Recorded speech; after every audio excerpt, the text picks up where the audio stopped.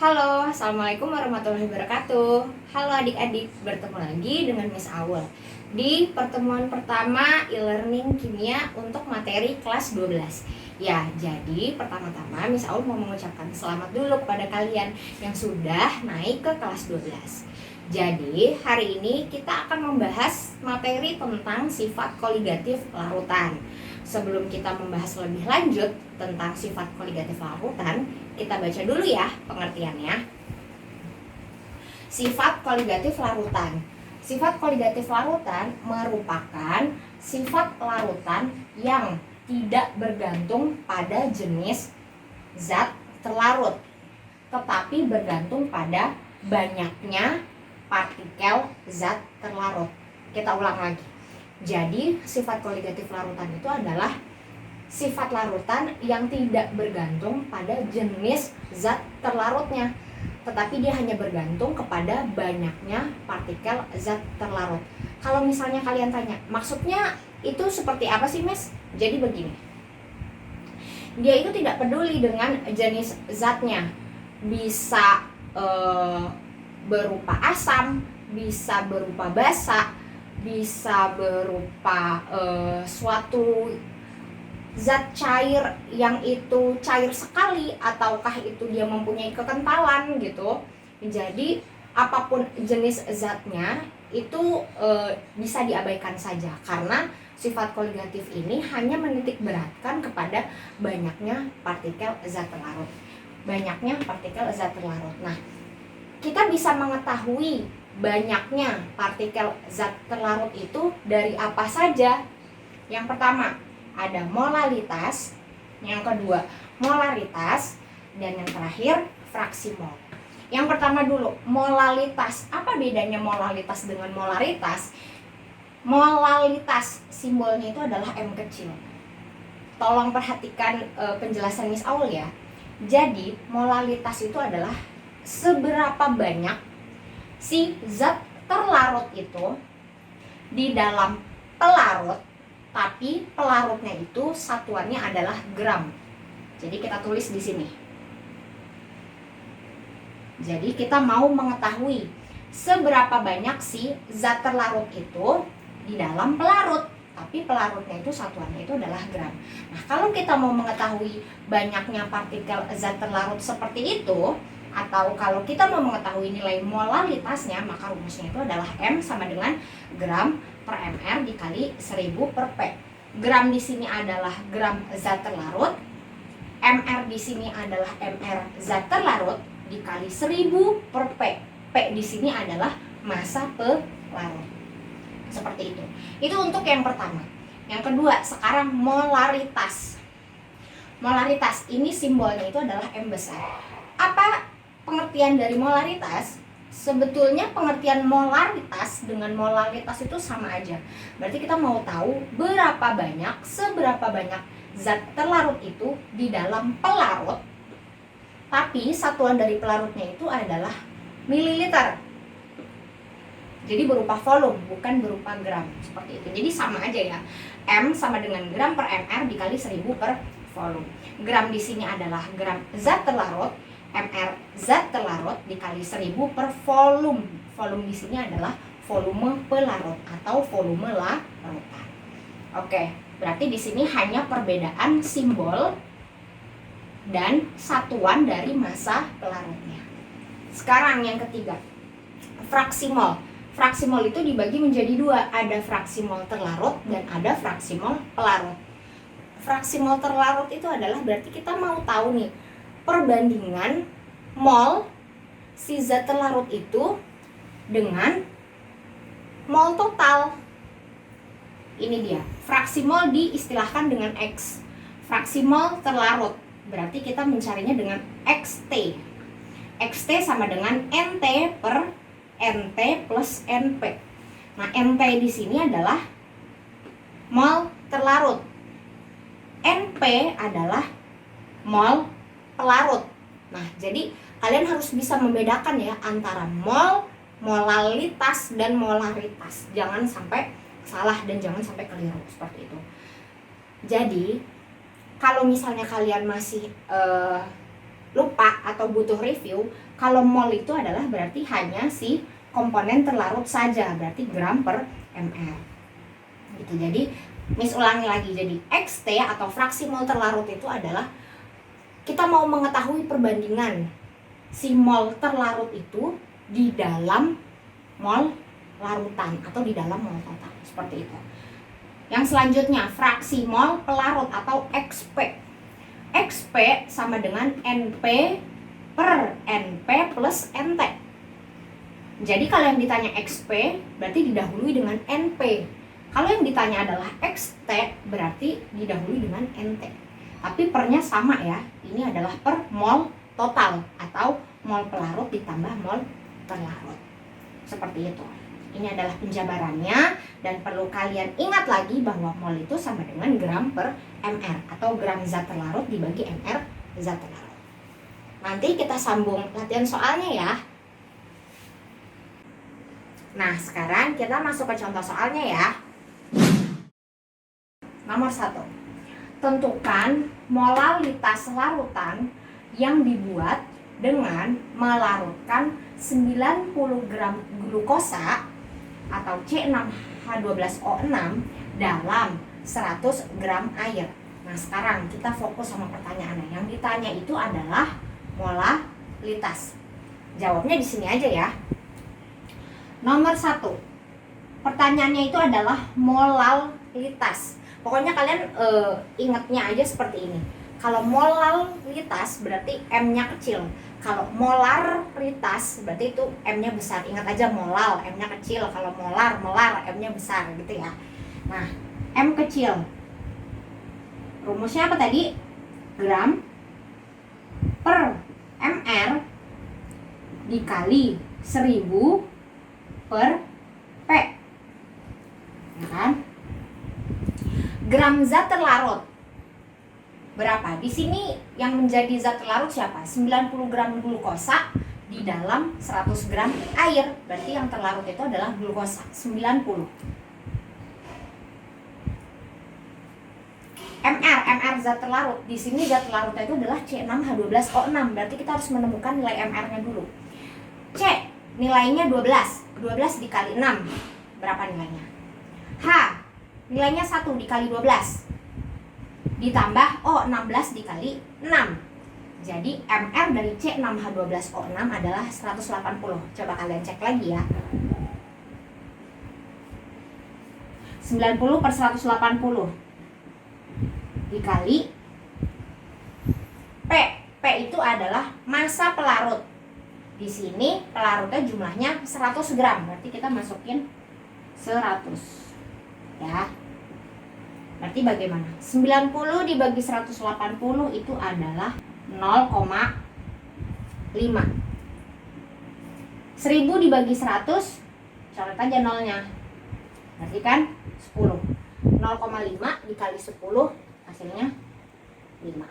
Jadi nilai molalitas dari glukosa jumlahnya 5. Gitu ya. Nah, sekarang kita lanjut ke soal nomor 2 ya. Terdapat 2,8 gram KOH dalam 250 mili air. Nilai ARK 39, O 16, dan H 1. Berapakah nilai molaritas larutan? Nah, berarti sekarang yang ditanya adalah molaritas. Berarti M besar. Rumusnya gram per mr dikali 1000 per volume. Nah, jadi kita mau menghitung seberapa banyak si larutan KOH itu, ya kan, dalam suatu pelarut. Pelarutnya itu adalah si air. Gitu. Gramnya si KOH nilainya 2,8 gram. MR 39 ditambah 16 ditambah 1 56 dikali 1000 per volume. Volume air di sini nilainya 250. 2,8 dibagi 56 itu 0,05. 1000 dibagi 250, 4. Berarti 0,05 dikali 4 sama dengan 0,2. Jadi dengan kata lain, nilai molaritas KOH adalah 0,2 M. Begitu ya. Mudah-mudahan yang tadi kalian paham ya. Sebetulnya materi molaritas dan molaritas itu sudah ada ya di materi kelas 11. Jadi seharusnya kalian di kelas 12 ini sudah lebih lancar. Oke, yang terakhir kita masuk ke contoh soal fraksi mol. Kita baca soalnya sama-sama. Tentukan fraksi mol zat terlarut. Berarti apa? XT. Dan fraksi mol zat pelarut. Berarti XP. 15 gram asam cuka dalam 90 gram air. Berarti soal ini bertanya berapakah fraksi mol terlarut dari si asam cuka dan berapakah fraksi mol pelarut dari si air gitu. Oke. Karena ini komponennya banyak, jadi kita harus tulis diketahui dulu. Diketahui. Ya kan? Kita tulis dulu massa zat terlarut. Di sini yang jadi zat terlarutnya siapa coba?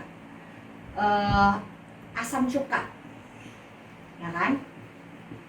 Atau CH3COOH. Katanya berapa tuh? Nilainya 15 gram. Oke. Habis itu apa lagi? MR. MR zat terlarut. Kita lihat di sini. CH3COOH. C12. C-nya di sini ada 2, ya kan? 12 dikali 2 berapa? 24. Catat, 24. H-nya ada berapa di sini? 3. Di sini ada tambah 1 lagi. Berarti 3 ditambah 1 4. Berarti 24 ditambah 4. Ya kan? O-nya ada berapa? Ada 2. Berarti 16 dikali 2, 32. Berarti berapa tuh? Ayo. Berapa? 24 ditambah 4 28, 28 ditambah 32 60. Berarti ya kan MR zat terlarut atau MR dari asam cuka nilainya 60. Oke, gitu ya. Kalian harus bisa menghitung MR. Nah, selanjutnya kita lihat lagi massa yang menjadi pelarut. Yang jadi pelarut di sini siapa? Air, ya kan? Yang jadi pelarut, massa pelarut yang menjadi pelarut itu adalah air. Air itu senyawanya apa sih? H2O. Berapa? 90 gram. Kita tulis 90 gram. Ya kan? Terus MR si air. Ya kan?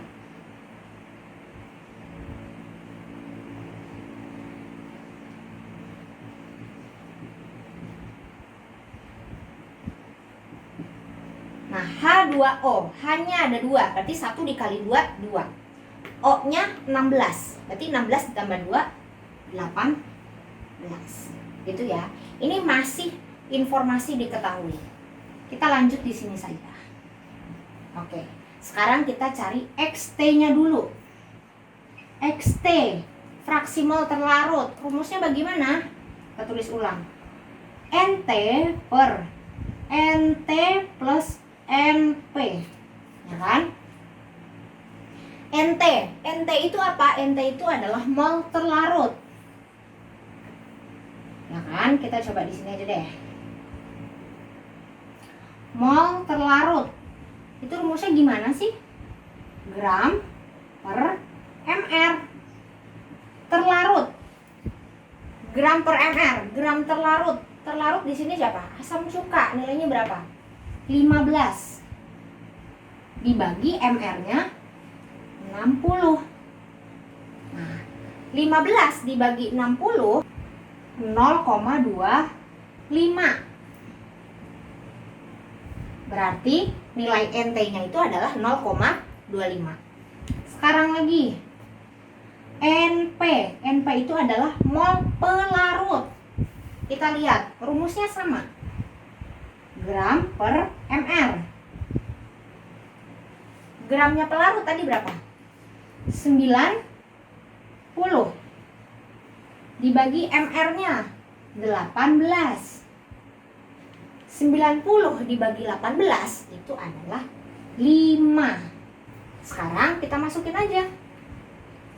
Mol terlarutnya tadi berapa? 0,25 per 0,25 ditambah 5 sama dengan 0,25 per 5,25. 0,04. Berarti dengan kata lain, fraksi mol terlarut dari CH3COOH atau asam cuka nilainya 0,04. Tadi kita sudah sama-sama menjawab ya untuk nilai fraksi mol terlarut atau extract-nya. Sekarang kita menjawab fraksi mol pelarut atau extract. Extract, rumusnya bagaimana? NP per NP plus NT. Karena tadi kita sudah mencarinya dan sudah mendapatkannya, berarti tinggal dimasukkan saja. Nilai NP-nya adalah 5, NP 5 ditambah nilai NT-nya 0,25. Berarti bagaimana? 5 per 5,25. 5 dibagi 5,25 nilainya itu adalah 0,95. Kira-kira seperti itu ya. Jadi nilai XP dari air dan nilai XP dari keseluruhan konsep atau permasalahan asam cuka dan air nilainya adalah 0,95. Ya, jadi gitu aja ya guys. Mudah-mudahan kalian paham. Wassalamualaikum warahmatullahi wabarakatuh.